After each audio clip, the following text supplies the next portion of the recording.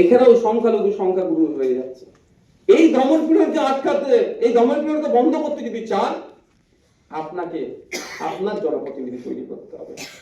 তাহলে ভাববেন না আমি জোর ভরে এটা বলছি যে আপনার উপরে, আপনি মুসলমান, আপনার উপরে দমনপীড়ন হচ্ছে, মুসলিম জনপ্রতিনিধি তৈরি করলে হয়ে যাবে, ঘোড়ার ডিম হবে, ঘোড়ার ডিম হবে। পশ্চিমবাংলার বিধানসভায় 43 থেকে 44টা মুসলিম জনপ্রতিনিধি আছে। একবারের জন্য নওশাদ সিদ্দিকী ছাড়া কারো মুখে শুনলাম না যে আনিসকে কেন হত্যা করা হলো। একবারের জন্য শুনলাম না যে ওয়াকাফ প্রপার্টি, যে পশ্চিমবাংলায় ৭৫,০০০ বিঘা ওয়াকাফ প্রপার্টি কবে উদ্ধার করা হবে।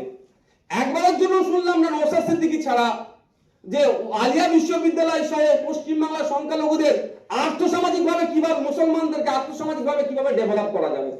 তাহলে তো বাকি ৪৩টা আছে, লাভ কি হবে?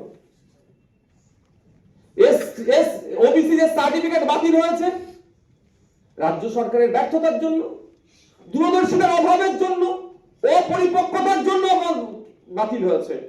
1993 সালে যে ব্যাকওয়ার্ড ক্লাসের যে কমিশনের যে গাইডলাইন আছে সেটা মেনে হয়নি, ওটা মেনে নতুন করে করলে আবার পেয়ে যাবে।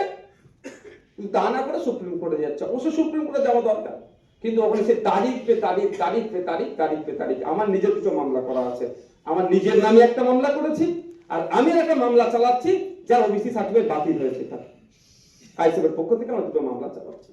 তো এই শুনতে বলতে দেখলাম না। পশ্চিমবাংলাতে আমাদের লক্ষ্মীদাদের সমাজ থেকে 18টা এমএলএ আছে।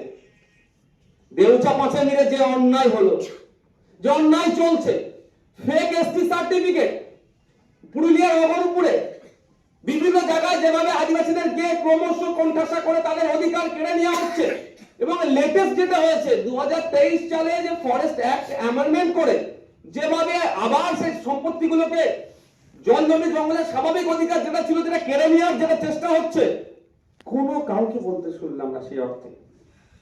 আদিবাসী সমাজ থেকে